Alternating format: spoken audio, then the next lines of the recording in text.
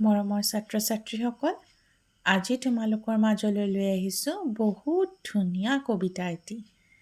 তোমালোকৰ প্ৰথম শ্ৰেণীৰ জংকাৰ কিতাপত আছে এই কবিতাটো আৰু দ্বিতীয় অধ্যায়ৰ পাঠ নং 1ত আছে। কবিতাটোৰ নাম জেউতী। ইয়াত জেউতী এজনী সৰু ছোৱালী হয় আৰু জেউতীয়ে নিজৰ পৰিয়ালটোৰ সৈতে চিনাকি কৰি দিছে। এতিয়া জেউতীয়ে কিদৰেনো পৰিয়ালটোৰ সৈতে চিনাকি কৰি দিছে সেইটো আমি চাওঁ আহা। বহুত ধুনীয়া কবিতা এটা গাই তাই তেখেতৰ পৰিয়ালৰ সদস্যসকলৰ সৈতে আমাৰ লগত চিনাকি কৰাই দিছে। কি বুলিনো কবিতাটো গাইছে এবাৰ পঢ়ি চাওঁ আহা।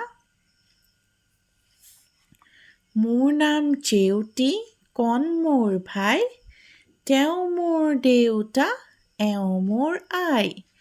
সৌৱা মোৰ আইতা, এয়া মোৰ ককা, গাৰ ছাল সুতুৰা, দাড়ি চুলি পকা। খুৰা হ'ল বাঢ়ৈ, পেহীয়ে বয় তাঁত, খুৰীয়ে পাকঘৰত বাঢ়ি দিয়ে ভাত। ভাল লাগিলেনে কবিতাটো? এতিয়া আমি ছবিটো চাওঁ আহা। এয়া হৈছে জেউতী।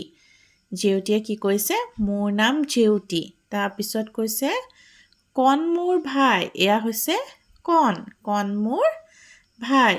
তাৰপিছত কৈছে তেওঁ মোৰ দেউতা, এয়া হৈছে জেউতীৰ দেউতাক। আৰু এওঁ মোৰ আই মানে মা। সৌৱা মোৰ আইতা, এয়া হৈছে কোন? আইতা। এয়া মোৰ ককা, এয়া হৈছে ককাৰ। আৰু আইতা ককা যিহেতু বুঢ়া হৈছে, গা ছাল সুতুৰা হৈ গৈছে হয়নে? গাৰ ছাল সুতুৰা, দাড়ি চুলি পকা।